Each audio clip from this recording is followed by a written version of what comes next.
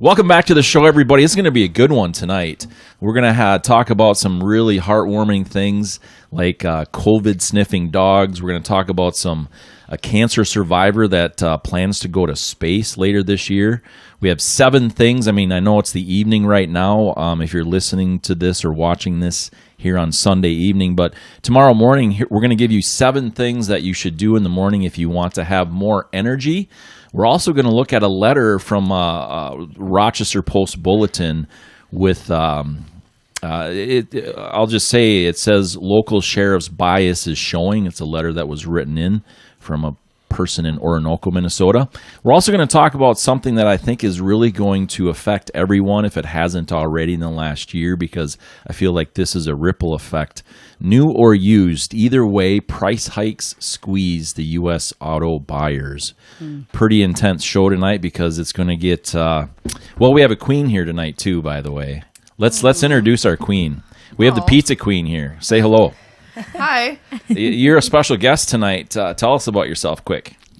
Oh, well, my name is Kayla Blunt. I am the 507 Pizza Queen.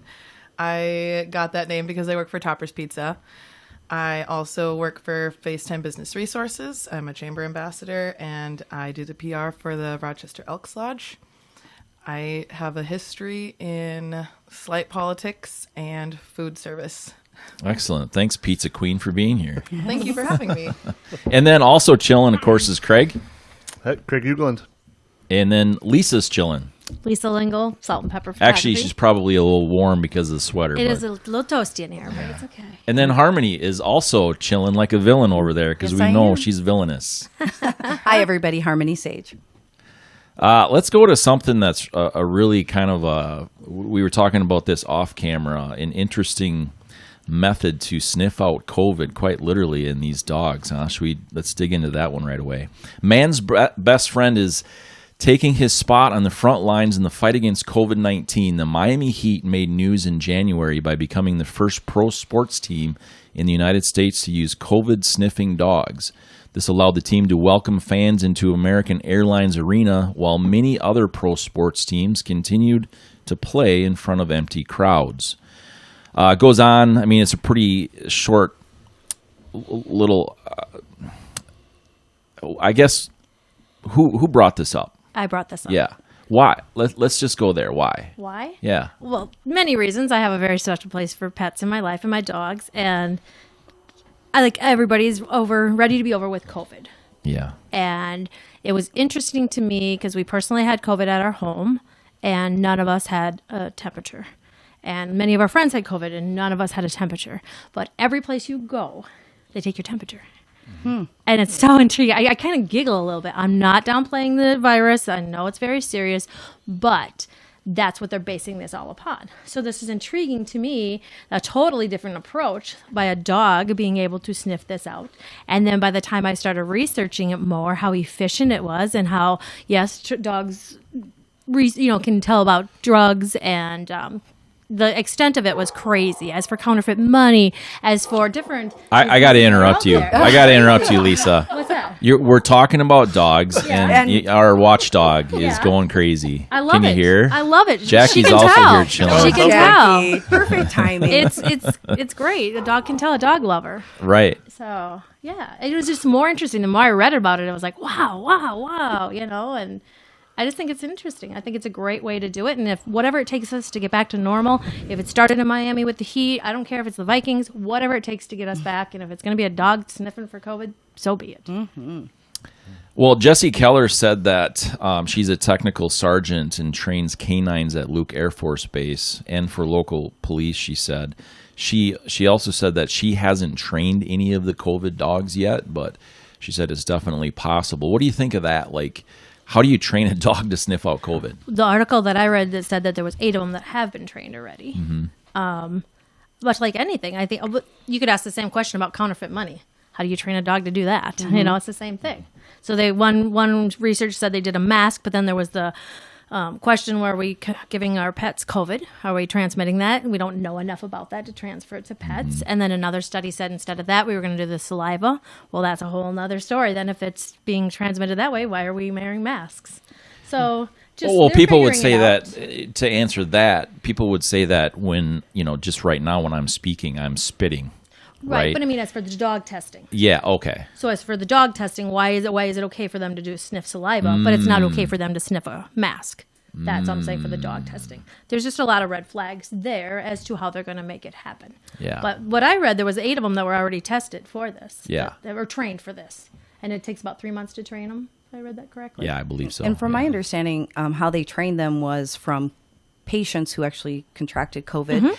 And so obviously from their masks. So they took the mask from these COVID patients and trained the dogs to sniff it out. And from that, this is where we are now. So I find that interesting. No different than, as you had just stated, sniffing out diabetes, cancer. If anything, I'd like to give a little credit for our furry companions. I mean, how amazing are they? I mean, to not be able to verbally speak to us, but yet in other ways be able to share, their beautiful skills with us, and especially also an assist in saving some lives.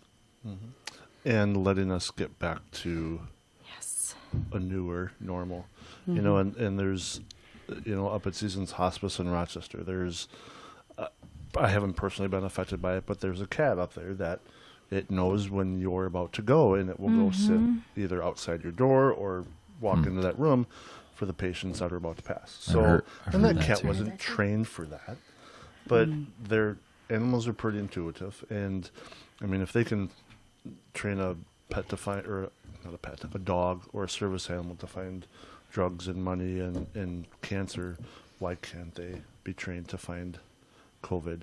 And it will let us get back to having events. Like, I've got Motley Crue tickets this summer. I really want to go. I have them in 2 different locations, and I really want to go. And if they get enough dogs trained, maybe they'll actually be able to have the concerts. But other than that, there's going to be a lot of things this summer that are going to be pushed another year. So I'm excited about it. Sorry to interrupt. So my only thing I was just thinking as you were speaking was, so you have these dogs and you have them say at sporting events or whatever, and they're sniffing out before people can come in. Do you think that there'll be any concern of people feeling like they're being discriminated or whatever if they don't realize that they have COVID? You know what I mean? And so they're not allowed to come in. Do you guys see any? Yeah, I thought about that too. Somebody will be pissed about it. Yeah. But But I think they'll feel worse if they did, and knowing that they infected 30 people around them. Right. You know what I mean? I'd rather feel a little ashamed not knowing it instead of having it and affecting people. And That's maybe just my it'll push opinion. people to, like, crap, I'm gonna go to this concert. If I can't go because I have COVID, I'm gonna sell my tickets beforehand. Yeah. So maybe it'll make people be proactive and get tested before they go to the concert.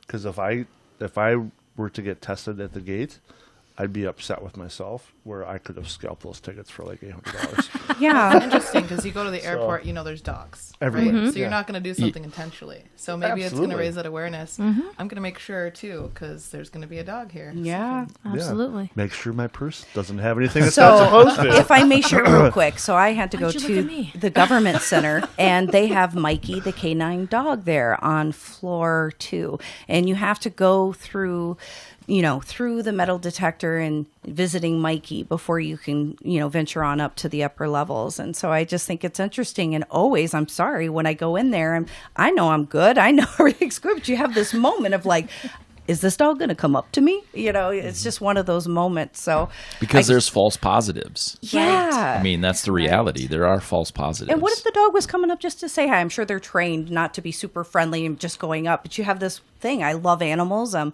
am very close with them. And occasionally, sometimes I have animals come up to me all the time. So what if he's just trying to say hi and they're like, hey, wait, this is suspicious. They have a mark though. Like if they find what they're looking for, they sit. Or That's they true. lay. Or Yes. So it's not just Random. sniffing your pocket. It's, Yeah. It's when they find what they're looking for, they'll do something out of the ordinary. Yeah. And I'm like Harmony. I love animals more than anything. All kinds of animals, but in the same sense, unfortunately, there are people that are allergic to them. Oh, yeah. So that was a thing in the yeah. back of my A head. lot of people. Yeah, a lot of people. And, the dander and stuff like that. So that was the only concern that I had in the back of my head. It's like, but like Kayla said, they're at the airport. They're all over too. So I'm sure if you explained that you have a Maybe they'll do the Allergy. non-allergenic dogs that. Yeah. There's The always non-shedding. Right. The non-shedding. Yeah. And Aren't those usually the little dogs? But I don't know if that really exists. I mean, I'm just trying to but- imagine like this really cute Shih Tzu coming up and like, yep, you're positive. I don't know. Hey, there's no swearing on the show. Oh, sorry about that. I think another thing too is dogs are friendly generally, right? So it could be another way for people to get tested that's less scary Yeah. than with. That's the a really normal good testing. point. they could walk them through a nursing Yeah. home. And Yeah, that's a good point. The positive is that they're trying to come up with methods to get things back to quote new normal.